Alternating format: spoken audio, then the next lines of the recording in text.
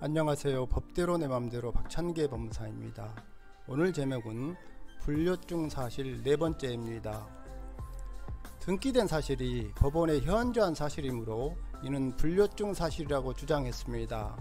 혹자는 이를 두고 이러한 주장을 법무사 2차 답안에 쓰면 과락이라고 단언합니다. 마치 자신이 나는 길이요 진리요 생명이다. 나를 통하지 않고서는 아무도 아버지께 갈 수 없다. 요한복음 14장 6절 및 7절처럼 말합니다. 예수님이라도 되는 모양입니다. 일부 꼴통 운동권은 자신과 반대되는 논리를 주장한 사람을 적군으로 간주하고 전쟁 치르는 것처럼 행동합니다. 삶의 경험상 이를 잘 알고 있습니다. 뿌리 깊은 이런 적대감이나 인식은 도저히 치유불능임을 알고 있습니다. 허허허, 본인이 무슨 채정관입니까? 내가 채정관이라면 다소 엉뚱한 논리라고 하더라도 논리 전개 과정과 결과가 정치하면 면가락 해줄 것이라고 생각합니다 라고 말했습니다. 왜냐? 정 실력이 안 되면 이 과목에서 면가락 했더라도 다른 과목에서 가락할 수 있기 때문에 선심을 베풀 수도 있다고 보는 것입니다. 채점관들도 다 시험 경험이 있으니까요. 이게 무슨 폐주이고 도주입니까? 등기된 사실이 법원에 현저한 사실로서 불료증 사실이냐에 관하여 반박하시기 바랍니다. 국어책도 제대로 읽었는지 의문입니다. 글의 내용을 정밀히 읽지 않고 주마간상격으로 자신에게 필요한 부분만 발췌하는 묘한 습성을 이미 간파했습니다. 나는 법률 전반에 대해 다 안다고 말하지 않았습니다. 나도 이론을 제대로 숙지하지 못하고 실무상 경험이 없어 자신이 없는 업무는 모른다고 말하고 맞지 않습니다. 그러나 혹자보다는 이론에서나 실무에서 월등합니다. 법무사 시험에 합격했기에 이론 기반을 갖추어졌고 실무는 그 경험이 훨씬 많으므로 실무가 뒷받침된 이론으로 무장할 수 있게 되었다는 것입니다. 회개한 논리나 요설로 비난하지 맙시다. 단어의 구사력이나 언어의 표현력을 보면 그 사람의 실력은 금방 간파됩니다. 실력이나 논리에 딸리니 인신공격이나 요설로 상대방을 비난하는 것이 유일한 무기라는 것입니다. 법학전문대학원은 제1학 및 제3항에 따라 확보하여야 하는 교원의 수 5분의 1 이상은 변호사 또는 애국 변호사의 자격이 있고 5년 이상 관련 분야의 실무에 종사한 경력이 있는 교원 이하 2항에서는 실무 경력 교원이라고 한다로 확보하여야 한다. 이 경우 교원의 5분의 1에 해당한 수의 실무 경력 교원은 제2항에 따른 겸임 교원 등으로 확보할 수 없다고 규정하고 있습니다. 즉 20% 이상을 실무 경력자를 교수로 임용하라는 것입니다. 이론과 실무를 법학전문대학원에서 배우라는 것입니다. 법무사가 실무 경험이 일천하면 그냥 조용히 있습니다. 더 경험을 쌓을 때까지 국으로 가만히 있으면 실력 들통나지 않습니다. 김영룡 법무사는 법무사 시험 11기로 나와 동기입니다. 그 법무사와 나는 유튜브 영상 제작 취지와 타겟이 다릅니다. 명확한 목표를 가지고 유튜브를 제작한다는 것도 모르는 사람은 없습니다. 논리에 밀리니 유튜브 구독자 수나 조회수로 자신이 더 낫다고 현시하려고 합니다.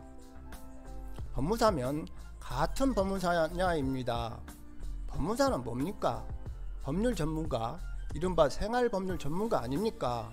그렇다면 그 생활법률을 어디에다 활용해야 합니까? 이에 대해서는 답 안에도 답은 정해져 있습니다. 오죽 못났으면 쭈쭈쭈입니다.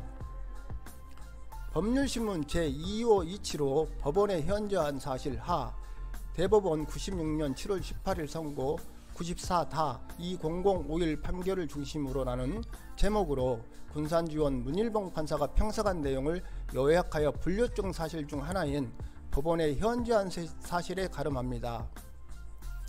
우리나라의 판례를 보면 1. 55세까지인 성인 남자나 여자의 가동연한 대판 66다 1708 등 2. 각종 통계에 의한 생존 연수 대판 4292 민상 467 또는 한국인 간이 생명표에 의한 남녀별 각 연령별 평균 연령 대판 63-58 3. 국내 법인 소유로 등기된 대지가 기속재산이 아님 대판 4291 민상 551은 법원에 현저한 사실이고 등이다. 법원에 현저한 사실이라도 변론주의 아래에서는 당사자 보호의 필요상 주요 사실인 경우에는 당사자의 주장이 있어야 한다. 대법원 96년 7월 18일 선고 94-2051 판결에서의 직종별 임금 실태조사 보고서와 한국직업사정 등이 어느 법원에 비치되어 있다고 해서 그것을 법원의 기록 자체에 준하는 것으로 보는 것은 지나치다. 만약 그렇게 본다면 극단적으로는 법원의 서가에 꽂혀있는 모든 서적의 존재와 내용이 법원의 현저한 사실의 자료가 되고 말 것이다.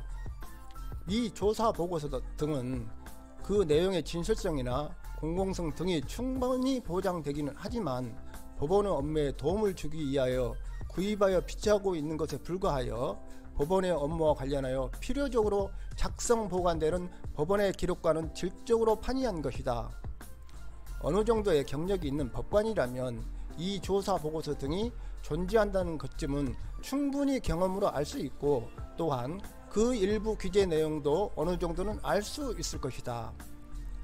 그러나 법관에게 재판 업무 또는 사법행정과 관련하여 그 기재 내용을 숙지하여야 할 아무런 의무가 없는 이상 단순히 위 조사 보고서 등이 법원에 비치되어 있다는 사정만으로 법원이 그것을 직무상의 경험에 의하여 당연히 알고 있는 것으로 전제할 수는 없다. 그리고 어느 법관의 업무에 도움이 되도록 개인적으로 관심을 가지고 그 내용을 숙지하였다 하더라도 이것을 직무상 취득한 것이라고 보는 것은 무리이다. 물론 다른 사건에서 증거조사를 통하여 알게 된 사실도 법원의 현저한 사실이라고 보는 견해에 의하는 경우 원심이 문제가 된 내용을 이미 다른 사건을 처리하면서 취득한 바가 있다면 원심 법원의 현저한 사실이라고 인정할 수 있는 여지가 있을런지도 모른다. 그러나 대상 판결을 보면 그런 사정조차도 보이지 않는다. 따라서 만연히 원심 법원에 비치되어 있다는 것만을 근거로 하여 법원의 기록도 아닌 이 조사 보고서 등의 각 존재 및 그 기재 내용을 원심 법원의 현저한 사실이라고 인정하는 것에는 찬성할 수 없다. 그러나 이는 문일봉 판사의 비판적 견해일 뿐 직종별 임금 실태 조사 보고서와 한국직업사전 등이 법원의 현저한 사실임은 판례로 확립되었습니다. 부동산 등기나 법인 등기는 법관에게 사법행정일까요? 우리나라에서 등기는 사법행정이 아니라고 할 수 있을까요? 오늘은 여기까지입니다. 감사합니다.